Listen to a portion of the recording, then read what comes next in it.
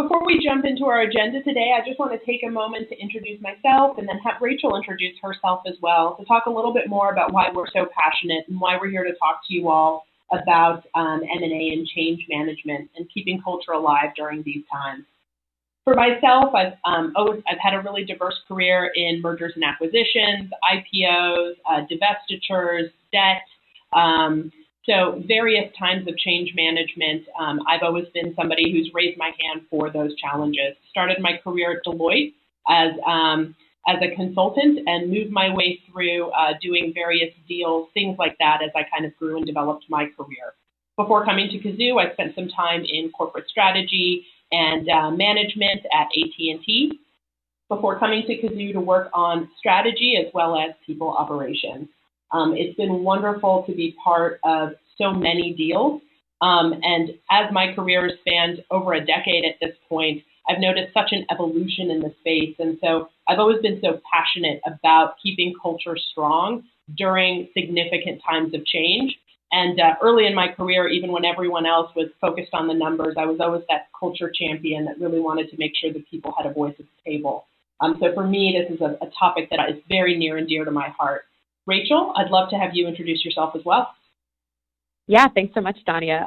Very excited to be here, everyone, especially presenting alongside Danya. Her expertise is awesome to hear from, and I've learned so much just being here presenting this with her. But a little bit more about myself. So I'm a current manager of compensation at 2U, which is an ed tech company based out of Maryland. Before that, I was working more predominantly in benefits administration, and so mostly within the total reward sector of HR. But I'm really excited to be talking to you all today about M&As because, like Danya said, it is an ever-changing, growing part of the business and the world that we're living in. And I think the best way to continue to get better with them and learn from them is to learn from other people who've been through them and then also learn through your own experiences. So excited to share some of the knowledge that I have, and it should be a really fun-filled and informative hour. Agreed, Rachel. I'm so excited. She and I have been through some of this content, and she's got such wonderful stories to share that I'm excited to go through all this with you. So before we jump into the meat and potatoes of this presentation, I want to go over the agenda. So today we're going to be covering 3 topics and then opening up to Q&A. But the first is going over common M&A culture mistakes. Second agenda item is building culture during times of change. So we want to give you all some really wonderful, actionable advice and examples. So those will be the 3 topics we're covering, and then we're excited to open it up to Q&A. And on that note, I would actually love, before we jump into kind of those common missteps, I know you heard from Rachel and I about why we're so passionate about making sure culture stays strong during these times. But I actually want to share 3 amazing quotes from recent publications that really help to illustrate why it is so important to keep culture intact during times of significant change. The first quote is from Gallup. As anyone who has experienced the process can attest, there is incredible pressure within an organization to boost the return after an M&A deal has been struck. The result, many times, is chaos. That's pretty spot on. I think most deals, even the best laid ones, can often have the feel or a little bit of chaos. So I love this quote from Gallup. The next one. While many consider culture a non-financial risk, 30% of transactions, and this number is a great one. Again, 30% of transactions fail to ever meet financial targets due to cultural issues. This one came from a recent publication from Mercer, and it's spot on. In fact, I'll be honest, when I first read this, I thought, I'm surprised 30%. It's quite high, and that's just the reality of what we see. If you don't keep your culture intact and you don't keep track of it, you can see a deal fail very, very quickly. And then the next quote. This is a few statistics from a recent report from Aon Hewitt. The percentage of highly engaged employees is cut in half during M&A events. The next one, 68% of companies are losing critical talent at a high rate during M&A did not have an approach to culture. And then the last, there's a 23% increase in actively disengaged employees after a change event. even if no one's job is affected. So even in the best times and some of the best laid plans, going through such significant change is very, very daunting for your workforce. So content like this and going over kind of best practices is always really, really important. And so it's not just Rachel and I saying it, or not just myself, but even some of these sources and what we're seeing currently coming out in the market. So on that note, I'd love to pivot into one of our first common mistakes. The first common mistake that I'd love for us to touch on is around believing one culture has to win. This is one of the first mistakes I tend to see over and over again, this notion that, again, one culture has to win. The reality is if you strong-arm culture, it won't stick.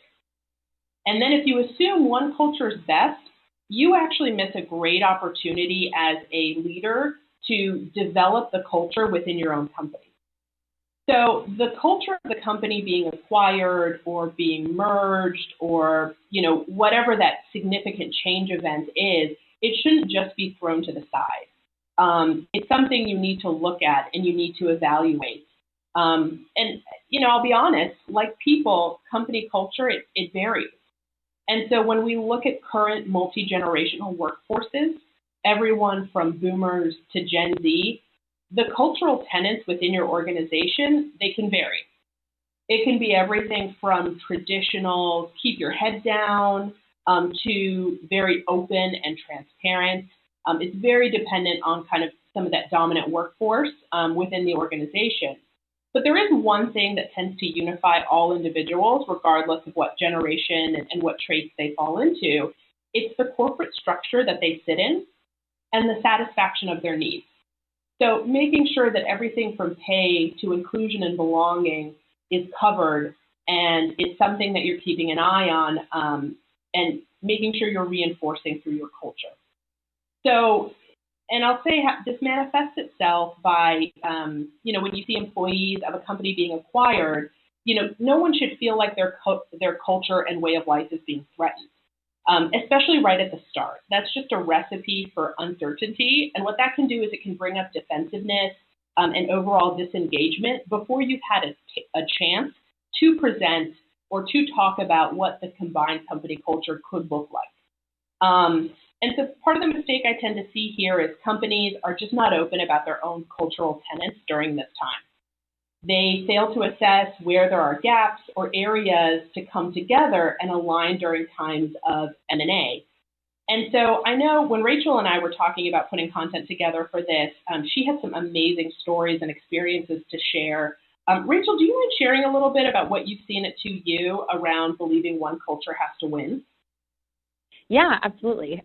So just to give a little bit more context too about 2U and like a company that we just recently acquired is so 2U is a company that's been around for a little over 10 years now. So not quite pretty well established at this point, but definitely still kind of in some of our high growth phase. And so we're acquiring a lot of companies. And the company that we just acquired is only about 3 years old. So something that was interesting, especially during this time of acquisition, was we as the legacy 2U side of the house were looking to strengthen our culture, but then also kind of move away from this startup mentality and move to a little bit more corporate, a little bit more business focused. But then we acquired this company that was entirely startup mentality, still very young, 3 years old, which was great. And that's why were attracted to that company and wanted to have that deal. But that was just something that we had to be really mindful of as we as the kind of parent company, so to speak, were shifting a little bit away from that. We needed to be mindful that that was still the full culture of the company that we were acquiring. So we needed to have kind of a more slow transition. And like you pointed out, Danya, no one should feel threatened at the start when we're first acquiring a company. So we had to be really thoughtful of what do we do right at day one, but then what do we have a slow transition on and more thoughtful decisions about? Because even though it might be a good business decision and could save us some money, it could definitely have a significantly higher culture impact, which would be greater than the dollar loss or dollar gain of cutting things. Yeah, absolutely, Rachel. I think it's so spot on you bring that up, right? Because when you lose that the folks and the human capital behind the work, it can cost your business significant dollars, which is touching back on some of those statistics and some of those stats we were looking at earlier. That's why deals slow down. It's when you're not mindful, again, of that culture that you're bringing in. I love your example. In fact, we experienced this ourselves at Kazoo.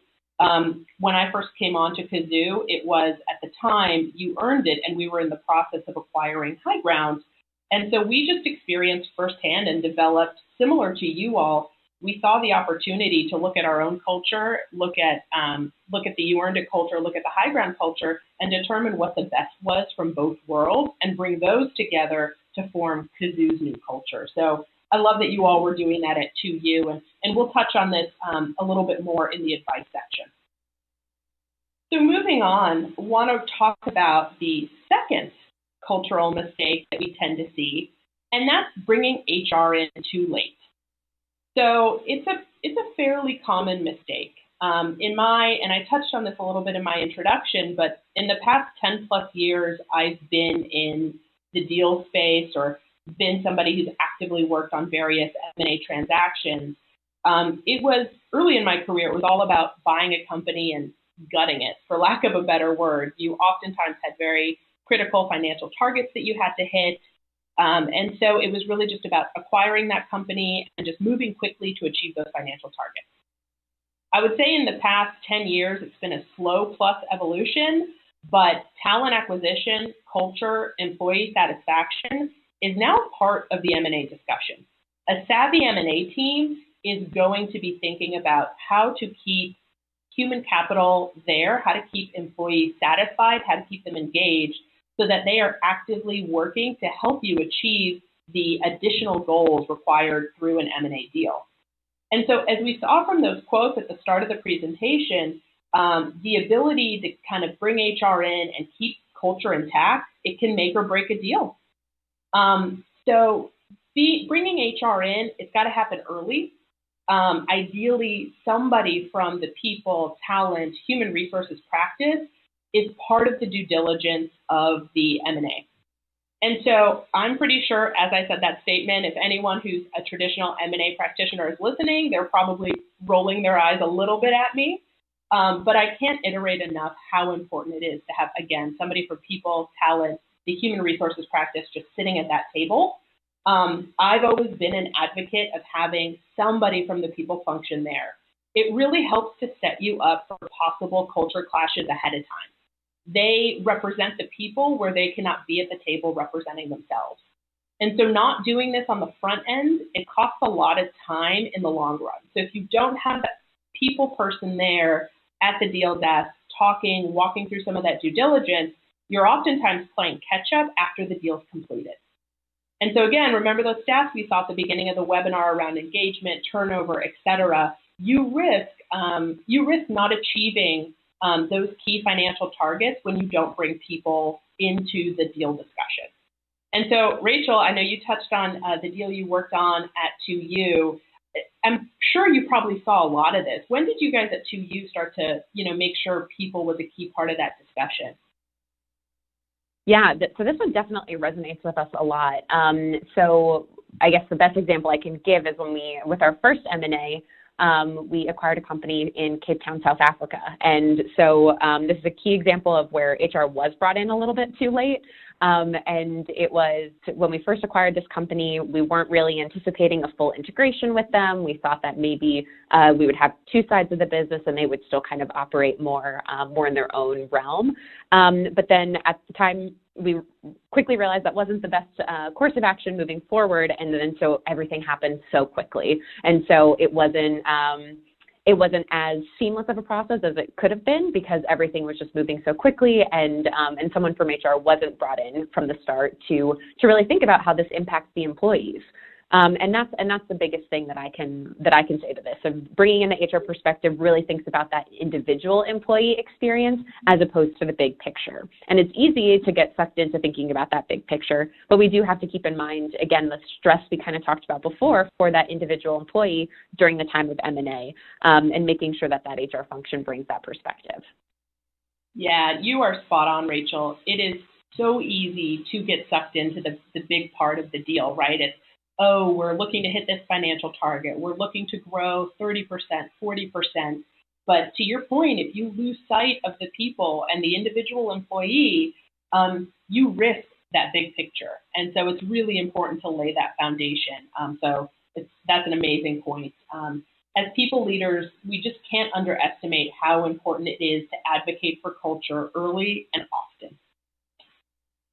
And so bringing HR in too late is a great common cultural mistake. And so I want to take this moment to transition into our third common cultural mistake. Leaders don't communicate the why. And so this is the third most common mistake we typically see, not communicating why. So you've just introduced this change to everyone in the organization. Most people are not open to change. Change is very difficult on an individual. So, if you don't let employees know why, getting them and really letting them know why so that you can either get them excited for the future, or at minimum, you want to get folks at least not negative about the future, right? Because the instinct with change is to move in a negative direction. And so what you're really looking to do is get people at least neutral, if not excited. And I'm all about setting realistic goals, which is why I'm going to throw in at least be neutral to that comment. Because again, that instinct during times of change is just to get a little bit negative. So you're looking for consistency here. You're looking to build some energy, excitement around what's going on. So a big mistake we see is companies just not keeping a strong, consistent message that's repeated throughout the process. And so that strong, consistent message, that's the rally cry. So that rally cry helps to cut through uncertainty and helps to gain alignment. If the why is not resonating, either business or culture-wise, you're just setting yourself up for some of the engagement issues we, again, talked about in the recent research earlier. You're going to see drop in engagement. You're going to see that attrition. And then, again, you're going to struggle to hit the big picture, the reason that you even undertook and went through this deal process. Rachel, talk to me a little bit about what you guys have seen at 2U and how you bring stakeholders into the process. Yeah, so this is definitely something that 2U is also focusing on with all of our M&As, of having a really clear message that can be shared externally, and that's really the key, because we also know for our M&A folks, it's often that we need to keep the details of a deal close until kind of the last minute, which is then where we see everyone else rushing a little bit, but having at least one consistent message or one email that we can go out to kind of maybe squash some of those rumors, squash some of those anxieties that are coming out, or the murmurs, is really helpful in starting to have that clear communication and releasing some of that stress that we've been talking about. That consistent message will decrease the unknown and then also hopefully decrease that opportunity for miscommunications and just poor communications across the board. That's great. Those are really wonderful points. And so as we kind of wrap up talking about some of these common cultural mistakes, I know Rachel and I, it was really important to us to kind of wrap it up and talk about just some of the common red flags we see. So at this point, we've covered some of the current research. We've covered common mistakes when it comes to M&A events these days, but I want to quickly touch on some red flags for everyone listening today. So if you're dealing with M&A fallout now or have it on your radar, these are some great gut checks for realizing something might be wrong and action is needed. So red flag number one, if you hear wildly different messages from people on the floor, it's a clear indicator your why or central message isn't resonating. Red flag number two would be making decisions without the right stakeholders. So if you're in an M&A meeting and someone starts talking about benefit strategy and no one from the benefits team is there, that's probably a red flag to get those people in the rooms as quickly as possible. That's great. And then red flag number three, when there's no feedback at all, good or bad, trust me, that is a very scary sign. You might think, and so you might think negative feedback or tension in the organization is a red flag, but it's not necessarily, right? That's very, very normal. And so when Rachel touched on red flag number two, bringing the right stakeholders in, oftentimes, because folks don't want to have that tension, they don't want to have that feedback, they may hesitate to bring the right folks in the room. It's actually a really key part to a successful deal and to establishing the right kind of cadence. It's really, really normal, again, to have that feedback, that tension in the organization. Yeah, hearing you talk about that, Danya, always makes me smile because it is definitely something that you feel like should be a negative, but really is a positive. And something that I've always had to kind of remind myself when we're doing this, having these conversations, and maybe they do get a little bit tense, is that all of that tension is coming from a place of good. The people in the rooms always want to make the best decision that's best for the full company. And really, I do think have to come from a common ground of this is now one full company, and we need to make the best decision possible. And having some of that tension and that healthy debate is good to make sure that that ultimate decision is what's best for everyone. That's such a great point, Rachel. I love that, you kind of highlighted making, just having that kind of voice in your head kind of saying, folks are coming, they're coming from a good place. The intentions are good. That's a great way to approach a lot of those conversations. And so on that note, would love to kind of put a quick poll out.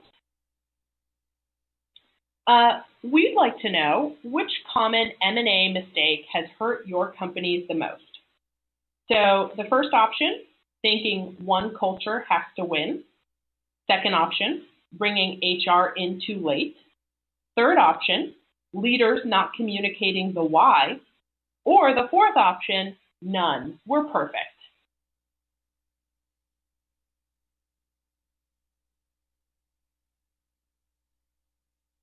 Ooh, we're getting real-time results here, Rachel. I like this. I know. This is so fun. This is fun. So we're seeing an early leader in option C, leaders not communicating the why. I know. That's interesting. That is interesting. Rachel, of the three for you, which do you feel has been, and I know you've been through a few deals, what do you feel is probably the most common mistake you've seen throughout your career? Yeah, I think if this was like right after my first acquisition, I would say the biggest challenge we had was bringing in HR in too late. But then now I would say kind of across the board, it would probably be communicating the why, because I think no matter how often we are talking to leaders or really emphasizing that communicating why is important, I think there is still kind of some sort of barrier that leaders might need to come over or just work through to make sure that we are communicating that why consistently and often. So I'm not super shocked that that's the one that's leading right now, and I would definitely agree that kind of is what I've seen most often as well. Yeah, no, that's spot on. I think I've seen a good mix of all of these, but I will say I'm very happy to see no one selected D, because at that point, Rachel and I discussed if we saw D was the dominant answer here, we were just going to thank you all for your time. But I'm glad to hear that we're seeing some of these common M&A mistakes. And so on this note, something I'm always really passionate about is not only because of my experience, right, it's always easy for me to kind of talk from the top of the mountain or talk about certain things, but I want to offer some practical advice and really start to, actually, if we could go ahead and flip back to the presentation, would love to kind of start to talk about advice for M&A culture building. So this is something very near and dear to my heart, because we can talk about mistakes all day long, but let's talk about real ways to actually kind of work through some of these common mistakes. So the first piece of advice we want to talk about is addressing kind of that first common mistake. So how do we avoid the mistake of assuming one culture has to win? How do you avoid the culture clash? So we've got a few bits of advice here. The first I'm going to touch on is really doing the cultural due diligence. And so what I want to caution everyone here is it's easy to put a lot of pressure on yourself and think, oh my gosh, these cultures, they have to come together overnight. We very, very quickly have to, get through, the norms of each business. What I'll caution you on is cultures don't come together overnight. You've got to ensure you've got the strategy in place and you've identified and have a grasp of both cultures before going in and starting to kind of pull these cultures together. Making sure you've got strong stakeholders throughout the business to bring your message home. So when I talk about due diligence, I want to clarify. I do mean that we should be erring on the side of being more inclusive versus exclusive at the start. So if you're too quick to burn a company jersey, if you're too quick during the deal to say, hey, we are all company Y now, you're going to ruffle a few feathers. It's about taking time to appreciate what the company's had, but get people excited about growing into the future. So it's a fine line here. You don't want to wait too long because that would be mourning, and you don't want people to get negative about what's going on, but you want to give people time to appreciate, and you want to give them time to grow. And so that's really a key one here. Rachel, do you mind talking a little bit about some of the cultural due diligence you guys were doing at 2U through some of your deals? Yeah, so something that we've started doing that's become kind of a best practice for us is having what we call discovery sessions, which is exactly what you just talked about, Danya. So for us, it could be a week long, it could be 2 weeks long, depending how much time we have, to get everyone in the room, all the key stakeholders identified, and talk about everything. So that is everything from culture. It might also bleed into a little bit of the administrative functions of how they do their compensation, how they do their benefits, and asking every question imaginable to really understand where people are coming from, what's the norm right now, and then just kind of compare notes in some respects. And it's a very neutral ground to just learn from each other. And that's always been so helpful for us to really kind of start from the ground, build up to see where everyone currently sits, and then know what is important to them from a culture perspective. Something we saw with some of our companies is maybe there's one benefit that's really important to them that we know, even if we're changing our benefits for open enrollment, that's something that we probably shouldn't touch right now because that's really important to them. Or this company doesn't have a bonus right now, but they've always wanted one. So maybe that would be something, an easy plan design that we could build for the future year. So thinking about where the company is coming from, and even if it's more administrative, all of those have cultural impacts that then will lead to happy people. It's great, Rachel, at 2U, how you guys have truly understood that culture manifests it manifests itself in so many different ways. So it's wonderful how aware you are of the various aspects there. So spot on. Love that you guys are doing that. The second piece of advice we'd like to offer is minding the culture gap. So culture does not stand down during times of M&A. It's going to change as part of this event. So, that is a good thing to kind of get everyone to accept. It will change. It will not stay the same, whether you like it or not. And so this is a time and an opportunity to use that change to your advantage. So no culture is perfect. If you've done your cultural due diligence, you're going to know what's strong about the incoming culture. Rachel talked about this with the sessions they were doing at 2U. So you're going to know what's strong about the incoming culture, what those employees appreciate about it. And so you can use that to actually add or shore up gaps in your existing company culture. It's a really, really great opportunity to kind of enhance and build the existing company culture. Rachel, I know we talked about this a little bit before, but do you mind touching on it a little bit more, kind of minding those cultural gaps? Yeah, definitely. So something that 2U has also tried to do is in any deal thinking, where maybe are we lacking, or what are they doing that we absolutely love? And we're really lucky that we have a CEO that is so culture driven. We have this energized population of people that will have sometimes spontaneous dance parties, and we're really lucky that we come from a culture that leads from the top all the way down. Yeah, you'll have to come to one, Danya. I can't wait. But it's always great that then when we're acquiring other companies to really look at their culture. And the best example I can give is with a company that we acquired in Cape Town, South Africa. So oceans away, they had this core value that really aligned to ours, but we didn't have a core value that encompassed everything that they were talking about. So the example of that is we formally adopted their core value of relationships matter. And so now that's our 9th core value as a whole business. And And that's been really helpful to show, like, we believe this and we believe in you as a separate company that we're acquiring, but we weren't doing this as well as you were, and now we're formally adopting that into our own culture as well. I bet the Cape Town employees probably, do you think they were surprised that you guys brought that on and made that part of the 2U culture?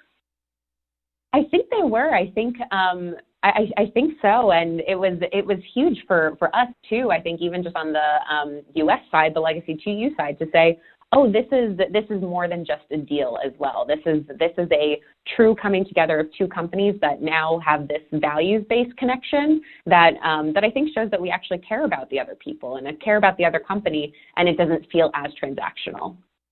I love that. And actually, that's a great transition into our third point on this slide, leading by example.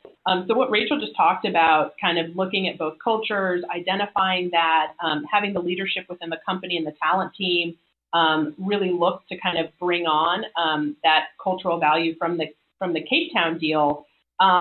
It sets the example. It sets the example and the tone for the company. So this one seems subtle, but it makes a huge difference during M&A events. It would be great if employees read every announcement and they were all in right away, but that is very idealistic thinking. It does not happen. So this is a critical time for you to show as well as tell. And so what we mean by that is to be strategic about recognizing examples of people adopting and adapting to cultural change, making sure leadership is really setting that tone, and making a point to amp up your employee recognition program. So nudge leaders to do the same, kind of reinforcing some of the cultural values from the combined company. We do this at Kazoo using our platform, putting the spotlight on the right kinds of recognition that are coming through your recognition program. Again, something we did at Kazoo when we were bringing everyone in together, making sure your newsletter, intranet, any high visibility areas of the organization that they're showing and leading, with the example of kind of showing great cultural adoption. Physical reminders, this is one that's often overlooked, but very important. Creating collateral for announcement day, screens in the break areas, signage in the office. If you're rebranding, going through the new colors, putting all that up is really, really important and helps to be this visual reminder and get folks, fully bought into what's going on. Yeah, so we definitely have been able to do some of what you just described, Danya, and we've been able to kind of brand every M&A that we've had, which at first I'm not a social media person, so I was like, oh, I don't really understand, but it's definitely been helpful of having on our digital signage around our offices, seeing a hashtag better together with both company logos, and just simple things like that where it's like, yeah, we are really coming together in a bunch of different ways and bringing these two cultures together. And like I said before, we're so lucky that we have a CEO that really cares about culture and really knows the emphasis of this, but there's ways that frontline managers can do this as well. I always think the sign of a good leader is someone who is really willing to learn and ask the questions. So specifically and especially with the Cape Town deal, it was not only was it our first huge M&A as a company, but also, our first international deal, and then also just so far away that it was culturally as a company, but then also as a country, very different from what we're used to in the U.S. So we often found ourselves saying, hey, we really don't know a lot about South Africa culture. Just teach us about it. What do you value? What are your interests? And that really, I think, went a long way too, to say, I don't know, but I really want to learn and I really want to make sure that we're aligned together. That's great, Rachel. And just to give people a perspective on the time, because I know sometimes presentations like this can seem, again, a little idealistic, and we really wanted to find a balance between giving practical advice as well as highlighting some best practices. Rachel, how long did it take for you all to get comfortable and familiar with that Cape Town culture? I mean, this wasn't something that happened overnight, right? No, definitely not. And I mean, I would even make the argument that we're still kind of working on it, because it is, you're always kind of evolving with the new company and learning other cultures. But I would say it took us a couple of months to really feel more solid. And it definitely took actionable items like inviting them to our team meetings and having those discovery sessions and just asking those questions that really helped us get to a more comfortable point. That's great. And so, that's actually a wonderful pivot to our next piece of advice. Again, because so much of this can take a lot of time, the second piece of advice revolves around our second common cultural mistake. How do you get HR a seat at the M&A table? So how do we avoid the mistake of getting HR or people and culture teams involved too late in the process? How do you get that seat at the table? My personal advice is building advocates for the people function. So my challenge would be to folks listening is, have you or others on your team forged a relationship with folks on the ops team, on the deal team, on the M&A team, whatever your company may call it? Some of the individuals that will be involved in the M&A process. So do you have advocates during those periods of M&A and growth? Do you have those relationships? And if you don't have them currently, you don't have to wait for a deal to start to build and foster that relationship. It's actually something you can think about now, and it's a muscle you can start to exercise now. Rachel, how did you all tackle this at 2U? Because it sounds like you've done a great job of starting to bring people and talent to the table. How did you guys all do this? Yeah, so we're lucky that our organization is also a little flat. So our chief people officer is very close with our CEO. So I think that definitely helped us in this respect of our chief people officer will obviously advocate for someone from HR to be in those conversations. But I think the biggest thing, like you said, Danya, is to really advocate for yourself as well as your either function within HR or just HR as a whole to be in those rooms. And so once you find that HR advocate, make sure that they understand what they're advocating for, and you can make that argument to them, and really give them that why and that rationale as to like why you need to be in those conversations of if X doesn't happen, then we'll have a negative result of Y or something like that. But that really bleeds into the next point as well of presenting the business case. And for this, I think it's kind of twofold of one, if you haven't done M&As before, do your research. Think about what are M&A deals that have gone well, that haven't gone well, and the perspective that you're coming from. So if it's I'm biased, the compensation team, think about like what are things that would be a negative impact if compensation wasn't brought in early from a culture perspective, or HR as a whole, and then narrow down into your individual function. But thinking about that, and you can use the stats at the start of this presentation as a jumping off point, is going to be really helpful to then kind of present that business case to your HR advocate.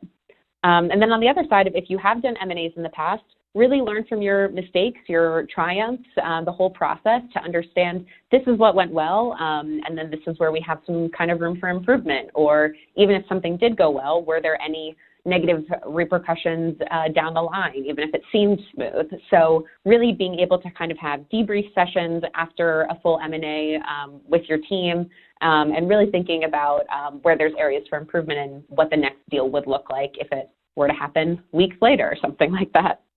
Yeah, I think that's great. The only thing I would add to that is, when you think about building those relationships, and Rachel shared some great, real world examples, the relationship can be beneficial for both sides. And we touched on this a little bit earlier with some of those quotes from some resources where we talked about kind of how culture is that cornerstone of a successful deal. As I mentioned before, the world of M&A is changing, and it's changing rapidly. So when we look at a dashboard that a deal team would typically look on, metrics like ENPS, so employee net promoter scores, attrition, turnover, those for many, many deals are actually key statistics on the M&A team's radar. They're key data points that they'll look at. So there is a lot of mutual value that comes from forging that relationship, because you as a people leader, talent leader, you'll have a good grasp of, ways to influence those numbers and keep them steady during times of significant change. So finally, I want to touch on the third piece of advice. How can leaders deliver the why effectively? This is one, and again, this out of our poll was one that I think a lot of you are probably anxious to hear about. I can't stress this enough. It's important to keep strong, consistent messaging that's repeated throughout the process. So not only immediately after the deal's completed, but I mean, we're talking almost a year plus afterwards. This rally cry helps cut through uncertainty and rumors that do affect engagement through an M&A process. And so one of the first points here is phasing key stakeholders in early. And so the goal with this is to vet and strengthen talking points so that rally cry, those talking points that help to support those as they're released. So what I've seen, at least in my experience, is a big shift in the world of M&A. There's an openness now to bring more stakeholders in a little bit earlier. It used to be very hush-hush. I remember one of the first deals I think I raised my hand to be part of. It was a 100,000 person company, and I think by the time they were done doing the M&A activity, maybe like 10 people knew what was going on. It was crazy that so few people knew something so big that was going to happen to the company. Today, I'm seeing the change. Now, when I go through deals or when we're talking about acquiring a company or merging with a company, we are bringing people to the table earlier, and people themselves, the individual employees in the company, they're seen as human capital during these deals. You need them on your side to hit the goals of the deal, so they need to be considered. It means bringing more stakeholders to ensure you're delivering your why effectively. And so as someone who loves not only theory and you should statements, I want to provide some actual advice on the phases of effective messaging. So how to cascade why throughout the organization. Phase one that I would recommend is working with a savvy comms or PR person to nail the messaging beforehand. So you want talking points that are believable, that resonate with people. You want to vet and collaborate with executives on the team, but you want to bring in the fold just somebody you know who does a great job with some of the communications within the organization.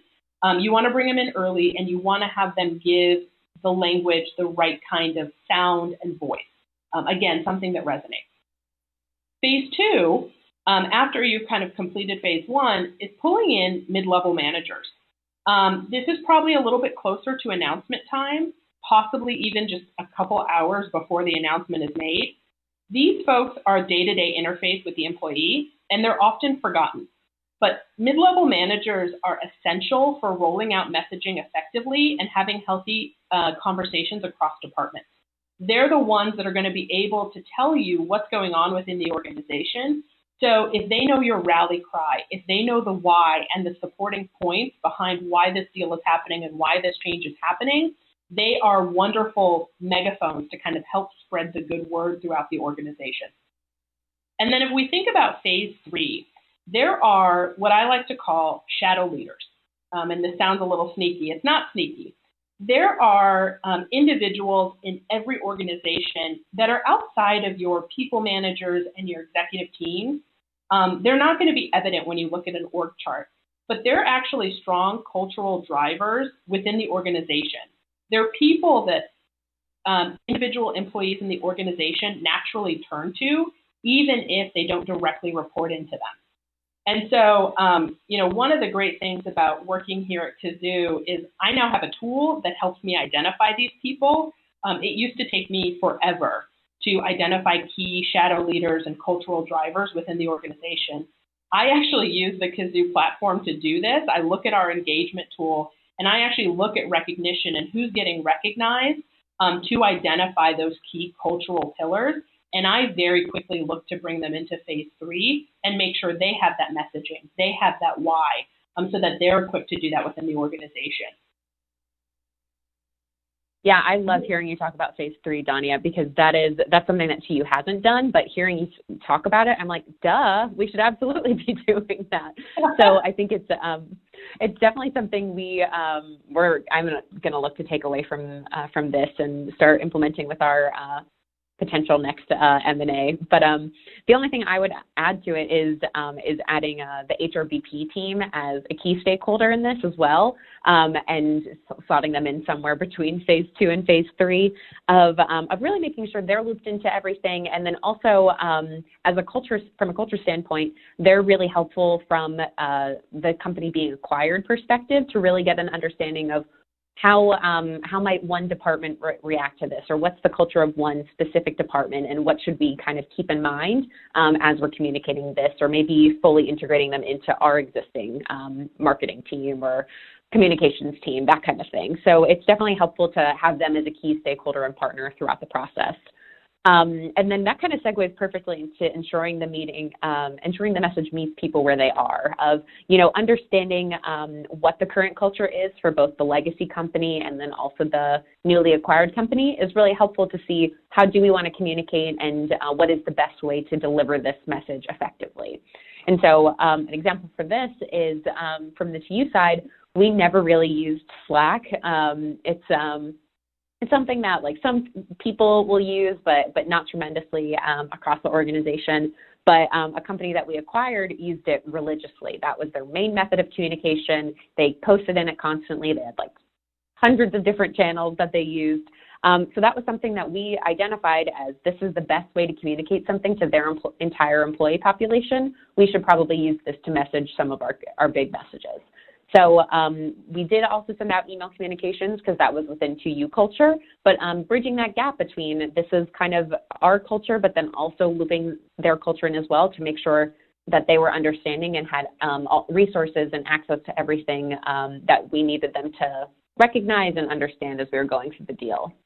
The one thing I'll say about Slack and just social media platforms is rumors can spread really quickly. So this is especially necessary too, to have that why and that really clear message and consistent message that you can squash any rumors and make sure you're being consistent across the board there. That is really great practical advice, Rachel. It's something that I just adore is that, again, not only speaking to the theory behind a good deal, but actually providing some tactical, real advice to kind of execute on that. You're spot on about Slack and social media. So having that clear why message and making sure you've equipped key individuals within the organization, and to Rachel's point, even maybe it's phase 1.5, those HRBPs, et cetera, allows you to really keep a pulse on what's going on and making sure that why message stays consistent. Thank you so much for that practical advice, Rachel. And so I'd like to go ahead and share actually a few examples of some deals that we've seen go really well, so deals that have closed the culture gap and seen success, and some deals that haven't really done that all that well. So the first deal I'm going to talk about is a company, actually two companies that came together that successfully closed the culture gap. It's an oldie but a goodie. So AT&T and Bell South. This was a deal, as I mentioned, I did spend some time at AT&T. And this was a deal that happened before my time, but it's one of the largest M&A deals of all time. And so from both a financial and people perspective, it's one to call out. They did it so well. The deal not only increased AT&T's financial scope, gave them necessary cash flow, et cetera, but what they did is that they identified a lot of key Bell South employees and the culture of Bell South itself. And when they brought Bell South into the fold, they did such a great job of merging the culture and some of those tenets that kept, made Bell South who it was, that AT&T actually brought some of those on as well into their kind of overarching company culture. And so while it's still known as AT&T, decades later, as I, would meet people at AT&T, I would still meet so many folks who were from legacy Bell South and legacy AT&T who have since moved into leadership roles at what is now AT&T. It's impressive to me to see so many folks who came from a company that was acquired or brought into the broader company that are still doing so well. And why is that? I would say if we look back at our advice, right, AT&T was conscious of good Bell South policies and folding them into the culture early on. Another great example of a good deal or a company who was able to successfully close the culture gap is Disney and Pixar. So Disney had a very executive-driven process and culture, whereas Pixar was a little bit more creative-driven. And so Disney recognized that strength in Pixar, and they actually used that. Sorry, stuttered a little there. They actually used that to help strengthen that gap in their own approach, which I think is, again, really mature of Disney and that deal team. Both of the companies work to close their cultural gaps and integrate employees quickly. And so it's important to note, listen, no company ever does these things perfectly, but AT&T, Disney, they definitely did it better than most. And so let's talk about most. Let's talk about those companies that failed to do the cultural due diligence and didn't quite know the best way to bring them on. I'm going to kick it off with talking about Quaker, Oats, and Snapple. So at the time, in '94, Quaker Oats had successfully managed the widely popular Gatorade drink, and so they had bought them, and they thought they could do the same with Snapple. So despite the warnings from Wall Street, they acquired Snapple for about, I think, $1.7 billion, which Wall Street felt they overpaid. So in addition to overpaying, Quaker management just broke a fundamental law of M&A, which is making sure you know how to run the company that you're acquiring, and making sure you bring specific value-added skill sets and expertise into the operations. So by Quaker Oats not paying attention to the people and the skills they needed from Snapple, they actually saw little value in that deal, and I believe had to sell it for a loss quite a bit later. Quaker Oats would have benefited greatly from bringing people leadership to the M&A table to better understand the underlying value that Snapple's culture provided that business. But instead of doing that, which they did not, they brought them on, thought they knew best, and unfortunately that deal floundered. Another more recent bad example is Yahoo Tumblr.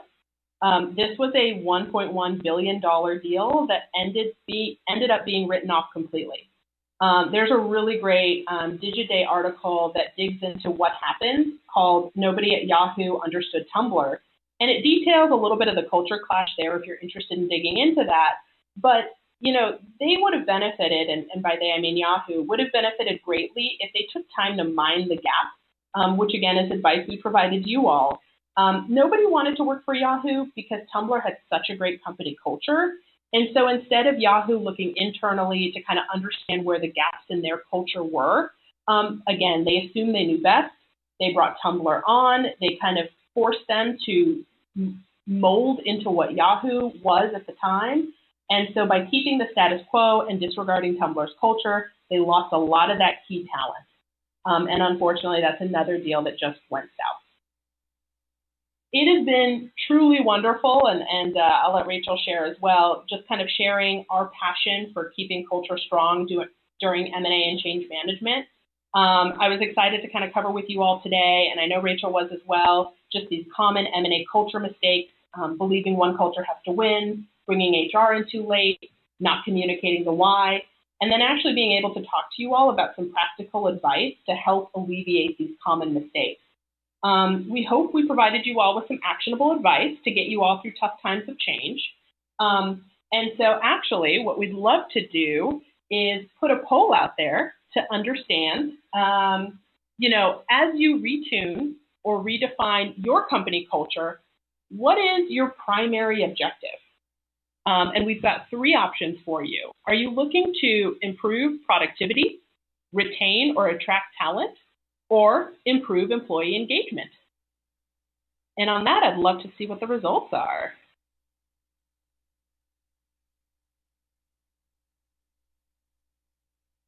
Oh, wow. Coming in already. This is great. We've got a couple minutes left. And so, Rachel, I'd love to touch on this. What are your thoughts on the results? Yeah, I mean, I think it makes sense. Improving employee engagement, clear front runner right now.